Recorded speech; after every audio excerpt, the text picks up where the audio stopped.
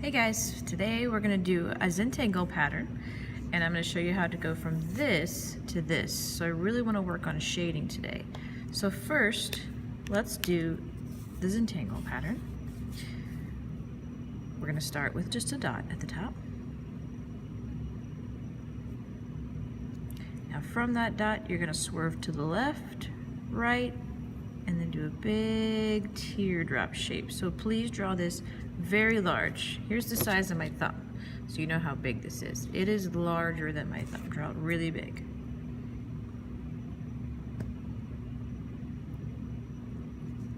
Next, you're going to start from this line, and you're going to swerve down, around, and make kind of a C.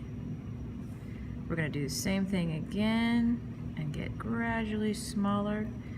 I'm pulling my pen towards me, making one nice, smooth, clean line, and they get smaller and smaller.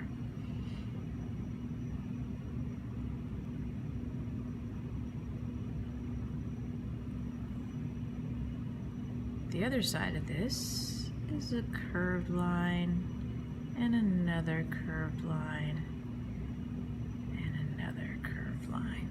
Okay? Nice smooth lines.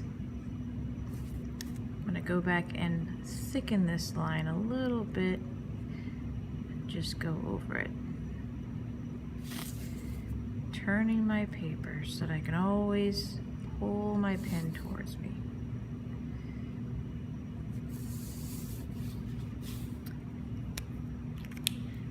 Now let's move on to the shading part. I would highly recommend not using a mechanical pencil to shade.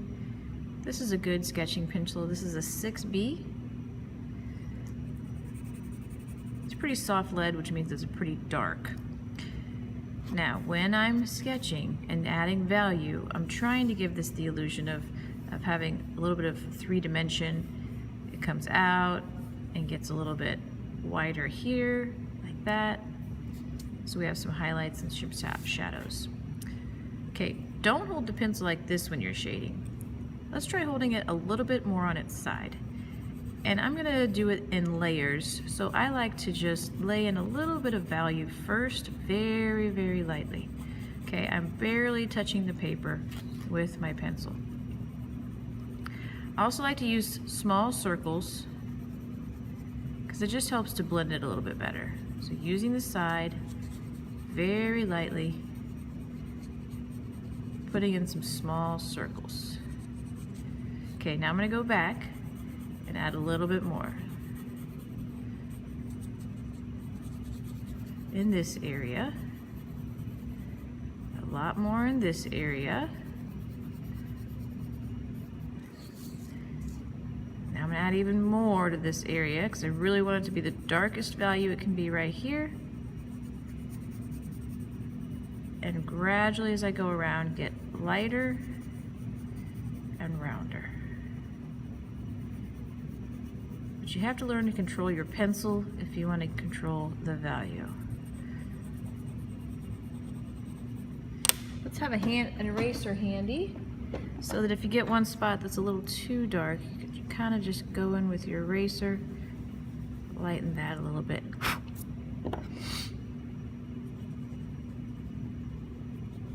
Now some people like to use their finger to blend. I don't like to do that. I'm not saying you can't do it. I just don't like the look of it. So I usually just tend to use the pencil and the pressure of my pencil to control the value.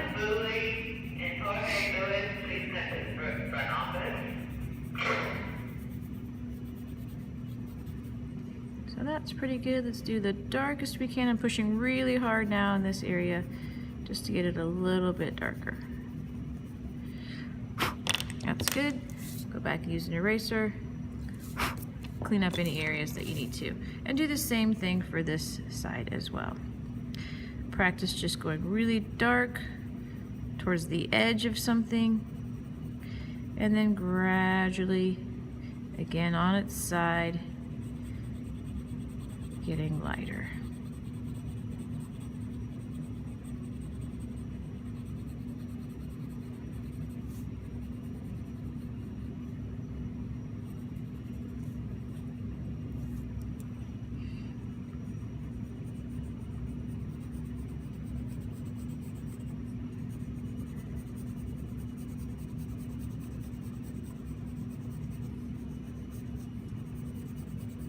Just keep going over it. The goal also is to not be able to see your pencil lines. So if you can see where your pencil has been, either erase or just go over it and blend that out. So you shouldn't be able to tell that you've colored this way or that way with your pencil. If you do it soft enough, and enough soft layers will help to blend that out.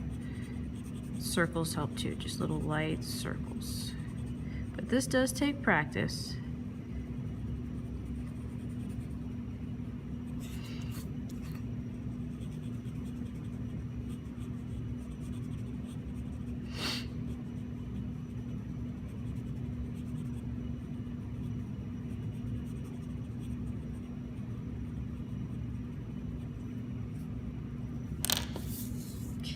Go back, clean up any edges that I colored outside of.